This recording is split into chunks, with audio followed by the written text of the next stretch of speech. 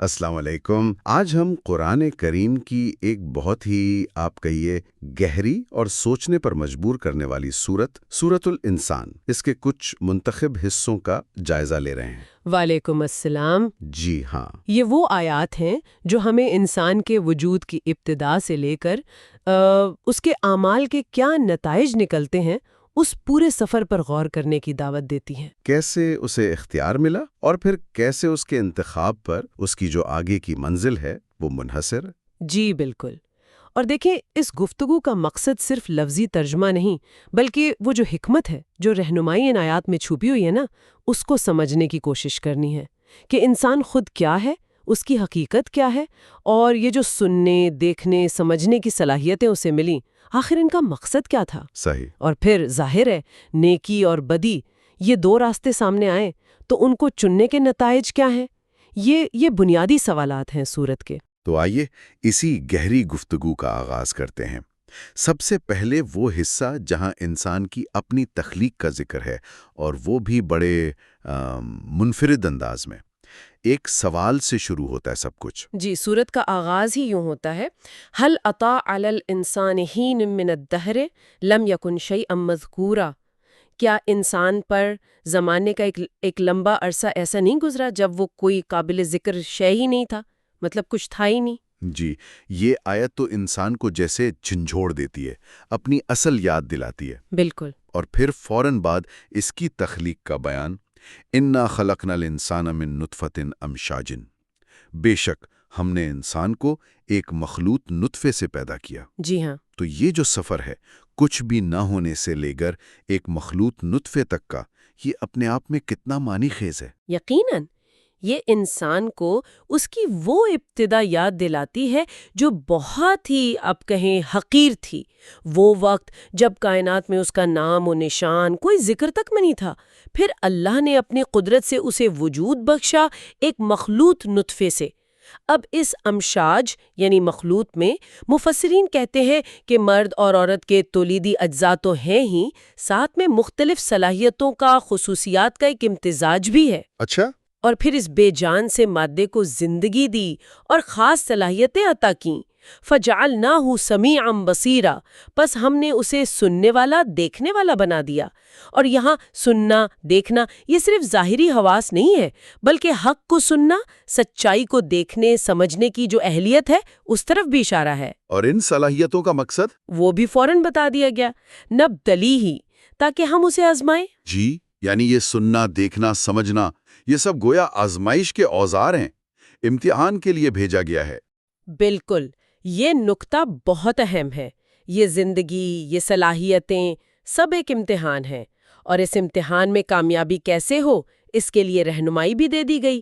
فرمایا، اِنَّا هَدَيْنَاهُ السَّبِيلَ إِمَّا شَاكِرًا وَإِمَّا كَفُورًا، بے شک ہم نے اسے راستہ دکھا دیا، اب چاہے وہ شکر کرنے والا بنے یا ناشکرا۔ راستہ دکھا دیا، یعنی حق کیا ہے، باطل کیا ہے، نیکی کیا ہے، بدی کیا ہے، سب واضح کر دیا۔ جی، اب انتخاب انسان کا اپنا ہے۔ بالکل۔ یہ آیت تو انسان کے اختیار، اس کی فری ول اور اس کی ذمہ داری کو بالکل سامنے لے آتی ہے۔ کوئی زبردستی نہیں، راستہ صاف ہے، صلاحیت موجود ہے، اب چننا خود ہے۔ صحیح۔ دراصل اسی مقام سے پھر جزا و سزا کا پورا نظام جڑتا ہے۔ چونکہ اختیار دیا تو انتخاب کے نتیجے کی ذمہ داری بھی اسی پر آئی۔ تو جو لوگ ناشکری کا راستہ چنتے ہیں، حق کو جان کر بھی انکار کرتے ہیں، یعنی کافرین، ان کا انجام بھی بتا دیا۔ اِنَّا أَعْتَدْنَا لِلْكَافِرِينَ سَلَاسِلًا وَأَغْلَالًا وَسَعِيرًا، بے شک ہم نے کافروں کے لیے زنجیریں، توق اور بھڑکتی ہوئی آگ تیار کر رکھی ہے۔ اور یہ سزا گویا ان کے اپنے عمل کا ہی نتیجہ ہے۔ جی، یہ ان کے انکار اور نافرمانی کا منطقی نتیجہ ہے۔ یہ کوئی ظلم نہیں، بلکہ ان کے اپنے کیے کا عکس ہے۔ تو ایک طرف تو یہ انکار کرنے والوں کا انجام بتایا، اور پھر فوراً بعد ان لوگوں کا ذکر شروع ہوتا ہے جو شکر اور نیکی کا راستہ اپناتے ہیں۔ الابرار کہا گیا انہیں، نیکوکار۔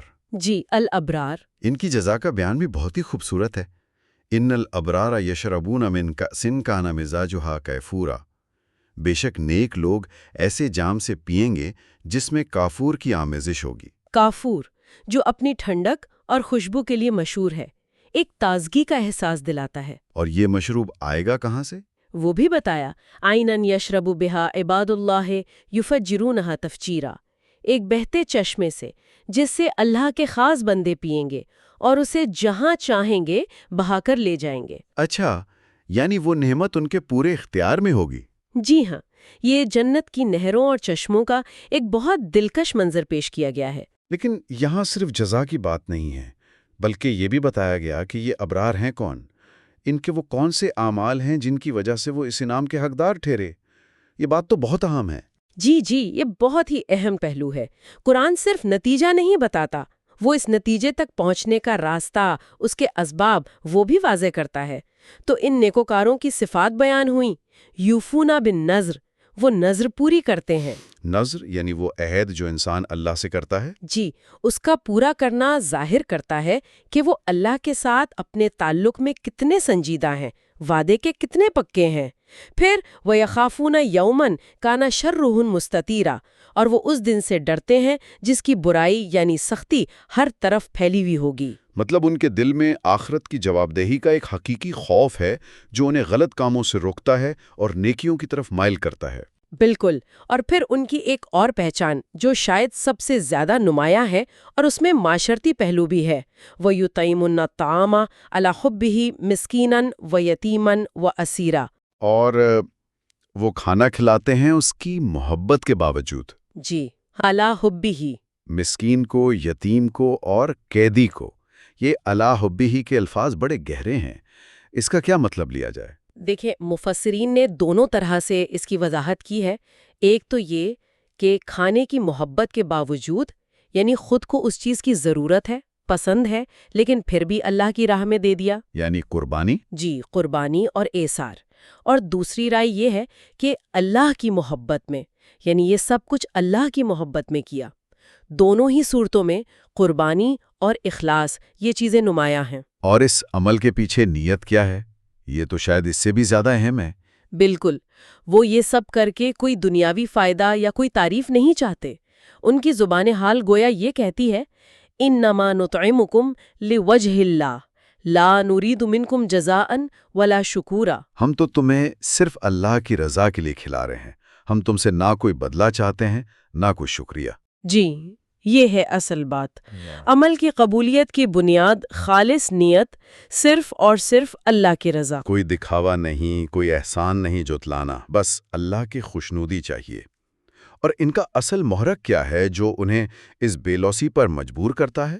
وہ خود بتاتے ہیں، گویا انا نخاف من ربنا یوما عبوسا قمطریرا، ہمیں تو اپنے رب سے اس دن کا ڈر ہے جو چہروں کو بگاڑ دینے والا سخت مصیبت کا دن ہوگا۔ اچھا، یعنی ان کا عمل امید اور خوف کے درمیان ہے، اللہ کی رضا کی امید بھی ہے اور اس کے عذاب کا خوف بھی۔ یہ خوف انہیں متحرک رکھتا ہے، وہ جانتے ہیں کہ ایک سخت دن آنے والا ہے اور اس کی تیاری یہی نیک اعمال ہیں۔ تو یہ اعمال، نظر پوری کرنا، قیامت سے ڈرنا، خالص نیت سے ضرورت مندوں کو کھانا کھلانا اور ان سب پر صبر کرنا، جی، صبر کرنا بھی، ان کے بدلے اللہ انہیں کیا دے گا؟ فَوَقَاهُمُ اللَّهُ شَرَّ ذَلِكَ الْيَوْمِ وَلَقَّاهُمْ نَضْرَةً وَسُرُورًا، بس اللہ انہیں اس دن کی سختی سے بچا لے گا اور انہیں تازگی اور خوشی عطا فرمائے گا۔ سبحان اللہ، جس دن سے وہ ڈر رہے تھے، اللہ انہیں اسی دن کے شر سے محفوظ رکھے گا، اور چہروں پر پریشانی کے بجائے تازگی ہوگی، دلوں میں خوشی ہوگی۔ اور فرمایا وَجَزَاهُمْ بِمَا صَبَرُوا جَنَّةً وَحَرِيرًا، اور ان کے صبر کے بدلے انہیں جنت اور ریشمی لباس عطا کرے گا۔ یہاں صبر کا لفظ بہت اہم ہے۔ ان نیکیوں پر قائم رہنا، خاص طور پر جب خود تنگی ہو، اس کے لیے صبر چاہیے۔ دنیا کی خواہشوں کے مقابلے میں آخرت کو ترجیح دینے کے لیے صبر چاہیے۔ اللہ کے حکم پر چلنے اور منع کی ہوئی چیزوں سے بچنے کے لیے صبر چاہیے۔ تو اس صبر کا بدلہ جنت اور ریشمی لباس؟ جی، اس کے بعد تو جنت کی نعمتوں کی وہ تفصیلات شروع ہوتی ہیں جو اتنی واضح اور دل کو لبھانے والی ہیں کہ انسان ان کا تصور کر کے ہی خوش ہو جائے۔ جی بالکل، اور یہ تفصیلات اسی لیے ہیں تاکہ انسان کو شوق پیدا ہو، ترغیب ملے کہ وہ ان ابرار کے راستے پر چلے۔ فرمایا متقین فیہا علی الارائک، وہ اس جنت میں اونچی مسندوں پر تکیے لگائے بیٹھے ہوں گے۔ یعنی مکمل آرام، شاہانہ انداز۔ اور موسم کیسا ہوگا؟ لا یرون فیہا شمسن ولا زمہریرا، نہ وہاں دھوپ کی تپش ہوگی نہ کڑاکے کی سردی۔ جی، یعنی ہمیشہ خوشگوار معتدل موسم۔ دنیا کی طرح موسم کی سختیاں وہاں نہیں ہوں گی۔ اور ماحول ودانیتن علیہم ظلالھا وذللت قطوفھا تذلیلا، جنت کے درختوں کے سائے ان پر جھکے ہوں گے اور پھلوں کے گچھے بالکل نیچے لٹکے ہوں گے، آسانی سے توڑے جانے کے قابل۔ یعنی نعمت حاصل کرنے میں کوئی محنت، کوئی مشقت، سب کچھ دسترس میں۔ پھر کھانے پینے کے انتظامات کا ذکر ہے۔ جی، وَيُطَافُ عَلَيْهِمْ بِآنِيَةٍ مِّن فِضَّةٍ وَأَكْوَابٍ كَانَتْ قَوَارِيرَا، ان پر چاندی کے برتنوں اور شیشے جیسے پیالوں کا دور چلایا جائے گا۔ شیشے جیسے؟ ہاں، آگے وضاحت ہے۔ قواریر من فضة قدروها تقدیرا، وہ شیشے بھی چاندی کے بنے ہوں گے جنہیں ایک خاص اندازے سے بنایا گیا ہوگا۔ یہ تو بڑی عجیب بات ہے، چاندی کے شیشے؟ جی، یہ ایک منفرد ترکیب ہے، چاندی جیسی قیمتی دھات لیکن شیشے کی طرح شفاف، اور ہر ایک بالکل مناسب مقدار اور سائز کا۔ یہ دنیا کے برتنوں سے کہیں بہتر، کہیں اعلیٰ معیار ہے۔ اور پینے کی چیزیں؟ پہلے کافور ملی شراب کا ذکر تھا، اب ایک اور خاص مشروب آ رہا ہے۔ جی، وَيُسْقَوْنَ فِيهَا كَأْسًا كَانَ مِزَاجُهَا زَنْجَبِيلًا، اور انہیں وہاں ایسا جام پلایا جائے گا جس میں زنجبیل یعنی سونٹھ یا ادرک کی آمیزش ہوگی۔ زنجبیل میں تو ایک خاص قسم کی خوشگوار سی گرمی اور مہک ہوتی ہے۔ بالکل، اور یہ مشروب بھی ایک خاص چشمے سے آئے گا۔ عَيْنًا فِيهَا تُسَمَّى سَلْسَبِيلًا، یہ جنت کے ایک چشمے سے ہوگا جس کا نام سلسبیل ہے۔ سلسبیل؟ سلسبیل کا مطلب ہی ہے بہت آسانی سے حلق سے اتر جانے والا، بہت رواں، بہت خوشگوار۔ نام ہی سے اس کی لطافت اور لذت ظاہر ہے۔ اور ان جنتیوں کی خدمت کے لیے؟ ان کی خدمت پر بھی خاص لوگ ہوں گے۔ وَيَطُوفُ عَلَيْهِمْ وِلْدَانٌ مُخَلَّدُونَ اِذَا رَأَيْتَهُمْ حَسِبْتَهُمْ لُؤْلُؤًا مَنثُورًا، ان کی خدمت کے لیے ایسے لڑکے گردش میں ہوں گے جو ہمیشہ ایک ہی حالت میں رہیں گے، یعنی جوان اور تازہ دم۔ اور ان کی خوبصورتی؟ جب تم انہیں دیکھو تو سمجھو کہ جیسے بکھرے ہوئے موتی ہیں۔ ان کی خوبصورتی، تازگی اور ہر طرف موجودگی کو بکھرے ہوئے موتیوں سے تشبیہ دی ہے۔ تو یہ ساری تفصیلات سن کر ایک مجموعی تاثر کیا بنتا ہے؟ وہ بھی بتا دیا۔ وَإِذَا رَأَيْتَ ثَمَّ رَأَيْتَ نَعِيمًا وَمُلْكًا كَبِيرًا، اور جب تم وہاں جنت میں دیکھو گے، جدھر بھی نظر اٹھاؤ گے، تمہیں نعمتیں ہی نعمتیں اور ایک بہت بڑی سلطنت دکھائی دے گی۔ ملکن کبیرہ، ایک عظیم الشان سلطنت۔ جی، یہ کوئی محدود جگہ نہیں بلکہ ایک وسیع و عریض، پرتعیش، پرمسرت بادشاہی کا نقشہ ہے۔ لباس کا ذکر بھی ہے جو اس شاہانہ زندگی کا حصہ ہے۔ جی، علیہم ثیاب سندس خضر و استبرق، ان جنتیوں کے اوپر سبز رنگ کے باریک ریشم سندس اور دبیز ریشم استبرق کے لباس ہوں گے۔ سبز رنگ ویسے بھی آنکھوں کو بہت بھلا لگتا ہے۔ جی، اور ریشم نرمی اور لطافت کی علامت ہے۔ پھر وَحُلُّوا أَسَاوِرَ مِن فِضَّةٍ، اور انہیں چاندی کے کنگن پہنائے جائیں گے۔ تو یہ سب ظاہری نعمتیں ہو گئیں، کیا کوئی باطنی یا روحانی نعمت کا بھی ذکر ہے؟ جی ہاں، اور وہ شاید سب سے اعلیٰ ہے۔ وَسَقَاهُمْ رَبُّهُمْ شَرَابًا طَهُورًا، اور ان کا رب انہیں پاکیزہ شراب پلائے گا۔ شراب طہور؟ یہ دنیاوی شراب نہیں ہوگی جو عقل خراب کرے، یہ پاک کرنے والی، لذت بخش اور روح کو سرور دینے والی شے ہوگی۔ اور سب سے بڑی بات کیا ہے کہ یہ ان کے رب کی طرف سے خاص عنایت ہوگی۔ کیا بات ہے! ان تمام نعمتوں کے بیان کے بعد پھر ان سے کہا جائے گا جو شاید سب سے بڑا انعام ہے، ان ھذا کان لکم جزاء وکان سعیکم مشکورا۔ جی، بے شک یہ تمہارے لیے بدلہ ہے اور تمہاری کوشش اللہ کے ہاں مقبول ہوئی۔ ہو گیا۔ یہ الفاظ ہی تو ہیں جو ساری تھکاوٹ دور کر دیں اور دل کو اطمینان بخش دیں۔ یہ جنت کی تفصیلات صرف خواہشات ابھارنے کے لیے نہیں ہے؟ نہیں، بلکہ یہ واضح کرنے کے لیے ہیں کہ جن نیک اعمال کا پہلے ذکر ہوا، نظر پوری کرنا، قیامت سے ڈرنا، اخلاص سے کھلانا، ان کا اجر کس قدر عظیم ہے۔ یہ دنیا کے چند دن کی مشقت کے بدلے ابدی راحت اور خوشی کا سودا ہے۔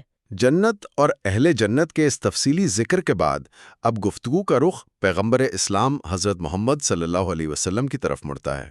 جی، فرمایا گیا انا نحن نزلنا علیک القرآن تنزیلا، اے نبی بے شک ہم نے ہی یہ قرآن آپ پر تھوڑا تھوڑا کر کے نازل کیا ہے۔ اس میں تسلی کا پہلو بھی ہے؟ جی بالکل، نبی اکرم صلی اللہ علیہ وسلم کے لیے تسلی بھی ہے اور قرآن کی اہمیت کا بیان بھی۔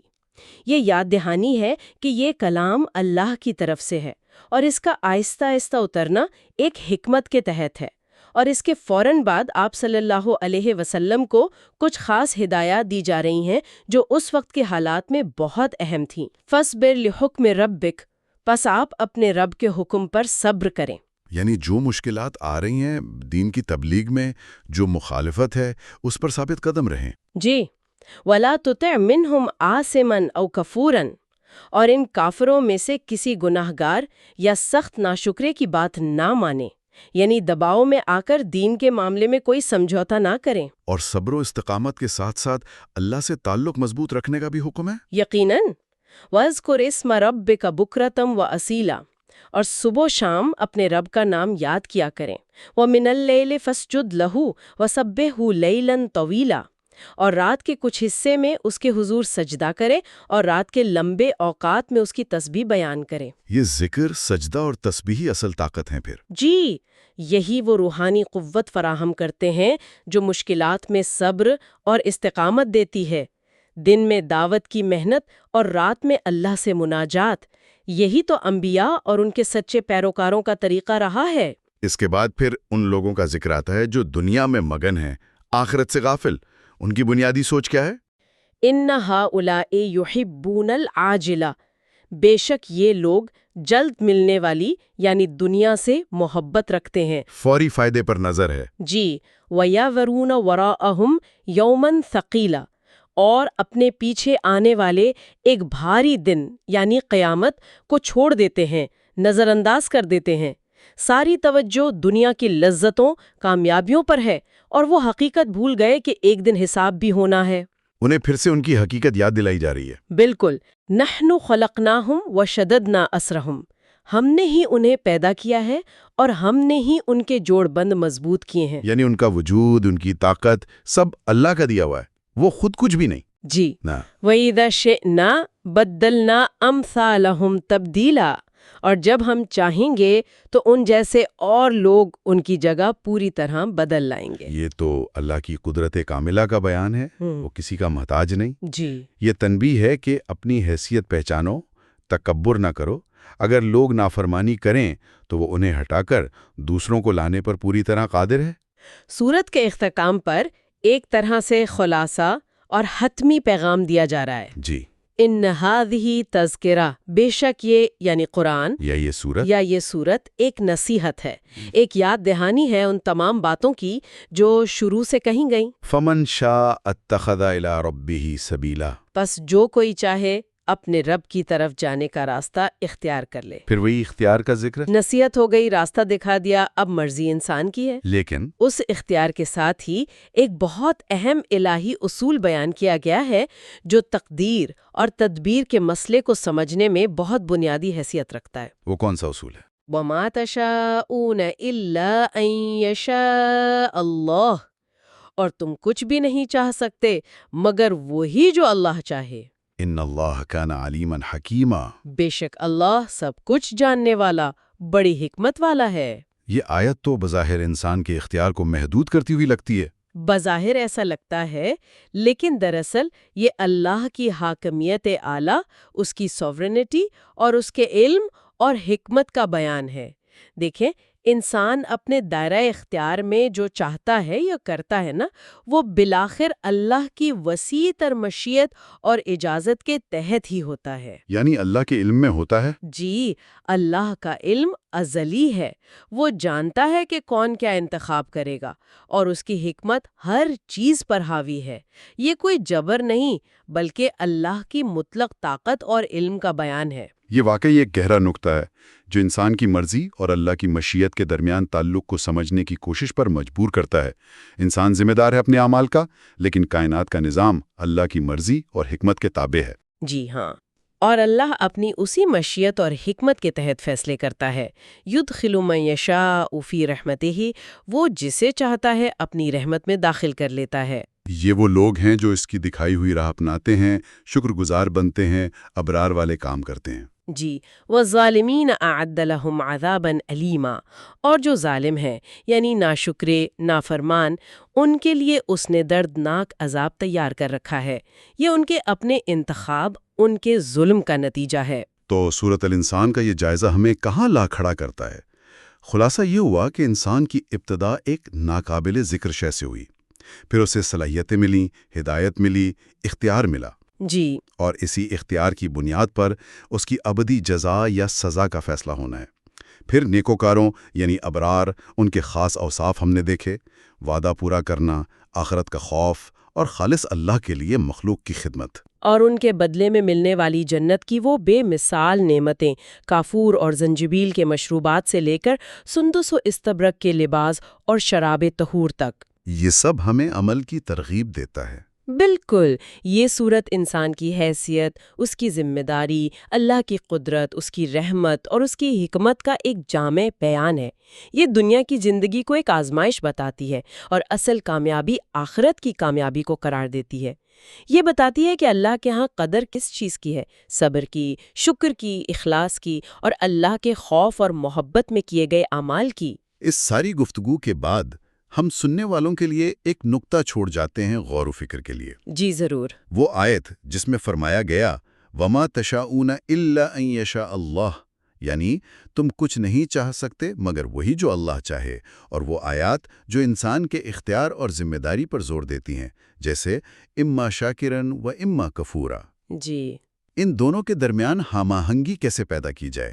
انسان کی اپنی کوشش، اس کا ارادہ، اس کا اختیار، اور دوسری طرف اللہ کی قادر مطلق مشیت، اس کا علم، اس کی حکمت، ان کے مابین توازن کو سمجھنا ایک مسلسل غور و فکر کا عمل ہے۔ یقیناً، اور شاید اسی غور و فکر میں فہم کے نئے دروازے کھلتے ہیں۔